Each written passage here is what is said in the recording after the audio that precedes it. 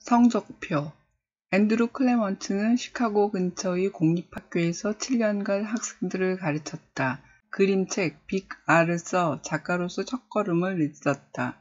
작품으로 그림책 빌리와 심술궂은 선생님, 학교 생활을 소재로 한 장편동화 프린들 주세요, 말 안하기 게임, 잘난 척쟁이 경시대회, 랄슨 선생님 구하기 등을 썼다.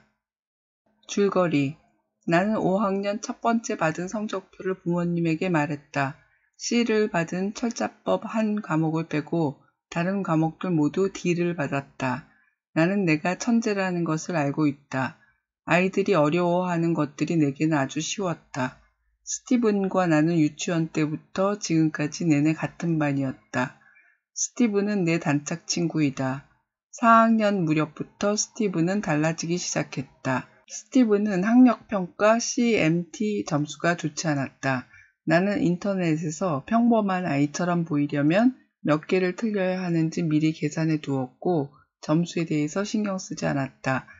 스티븐은 점수에 무척 민감했다. 스티븐만 그런 건 아니었다. 모든 아이들이 점수에 열을 올리기 시작했다. 학교는 경쟁 장소가 되어버렸고 점수는 승리자와 패배자를 나누는 가름새가 되었다. 4학년 중반쯤 세 아이가 영재로 선발되어 특별반에 갔다. 우리 반 아이들은 친구들을 똑똑한 아이와 평범한 아이, 멍청한 아이로 나누기 시작했다. 스티븐은 자기를 멍청한 아이라고 생각하기 시작했다. 나는 스티븐을 도와야 한다. 내 성적표를 본 아빠와 엄마는 다음날 바로 학교에 가서 교장 선생님과 상담을 했다. 교장실에 모인 나를 가르치는 모든 선생님들은 나에 대한 평가를 말했고 상담 선생님인 트란들러 박사님이 내게 추가적인 평가를 실시하겠다고 했다. 번사서 선생님이 나를 불렀다. 선생님은 내가 교장실에 가기 전까지 보던 인터넷 검색어를 보여주었다. 대체 에너지, 제인구달협회의 전문가와 이메일, MIT 대학 천문학 과정 등록. 나는 더 이상 도망갈 길이 없었다. 번 선생님에게 이야기했다. 뭔가를 하려고 계획 중이에요. 저는 어른들이 성적에 대해 더 많은 걸 생각하게 되기를 바라요. 시험에 대해서도요.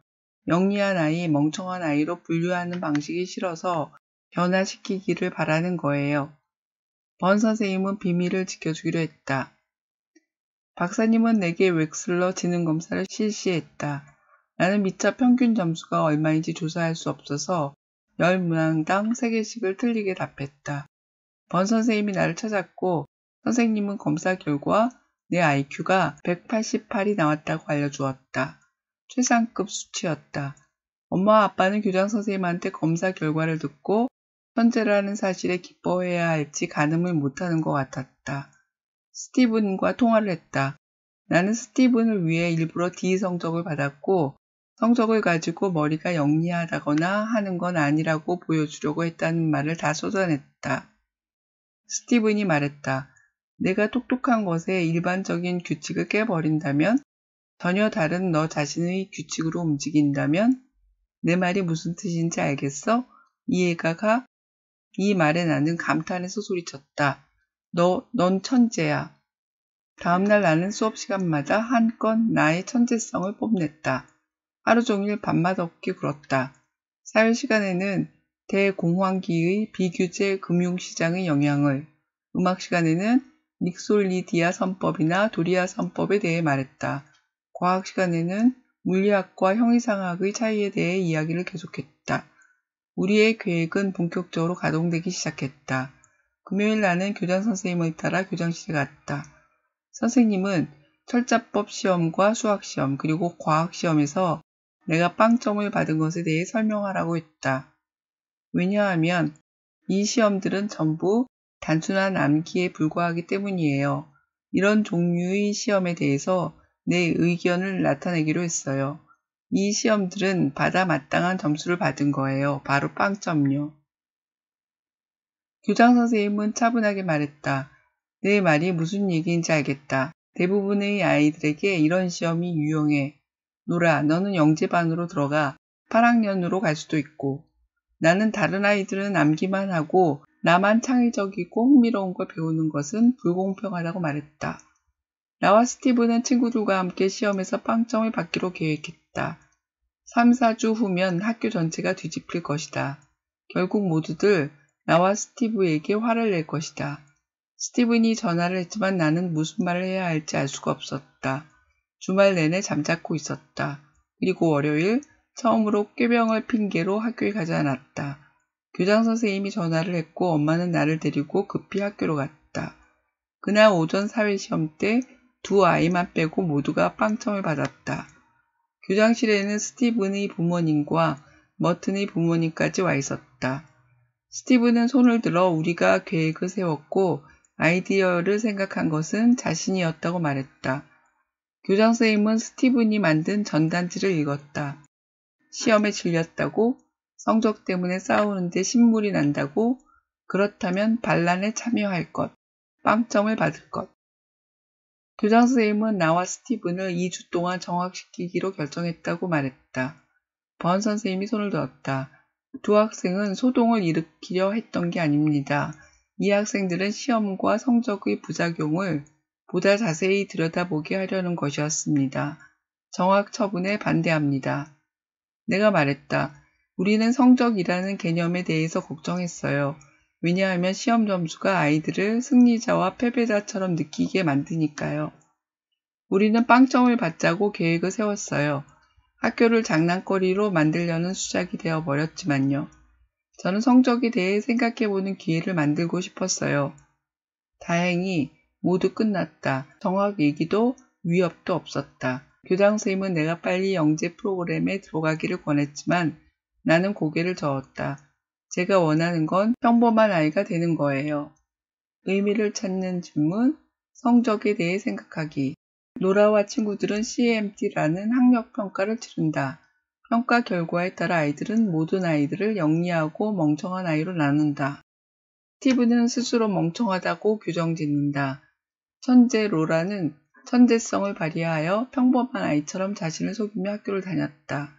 단짝 친구인 스티븐이 성적으로 인해 자신을 멍청하다고 생각하는 것을 보며 노라는 스티븐을 도와주어야겠다고 결심했다. 단순 암기 위주의 시험지는 아이들의 능력을 반영하는 것이 아니며 아이들을 패배자나 우월감을 조장하는 결과를 낳는다고 주장했다. 그것을 증명하기 위해 천재인 자신의 시험 성적을 빵점이 되도록 했다. 작가 앤드루 클레먼트의 교육 철학은 분명하다. 단순 암기식 공부를 하며 성적을 올리는 것을 경계한다. 작가는 프린들 주세요에서도 보여주듯이 교육에서 무엇이 중요한가를 말하고 있다. 이야기 속 CMT처럼 우리나라에도 학력평가, 단원평가, 기말고사 등의 시험을 치른다. 성적으로 아이들을 평가하는 것은 이미 익숙하다. 대개 성적이 나쁜 것을 나쁘다고 평가하고 성적으로 우열반이나 학교를 정하는 것에 대해 문제의식이 높지 않다. 우리 사회의 만연해 있는 현실이기 때문일 것이다. 교육의 목적이 우수한 성적을 갖는 소수의 엘리트 양성이라면 성적을 통해 나누고 자르는 일이 맞을 것이다. 그렇지만 교육은 하자 없고 품질 좋은 물건을 골라내는 것이 아니다. 한 사람 한 사람 자신들의 잠재성을 끌어내며 성숙한 시민으로 성장하도록 돕는 것이 교육의 일이다. 교육이 어떠해야 하는지 질문을 갖게 하는 이야기다.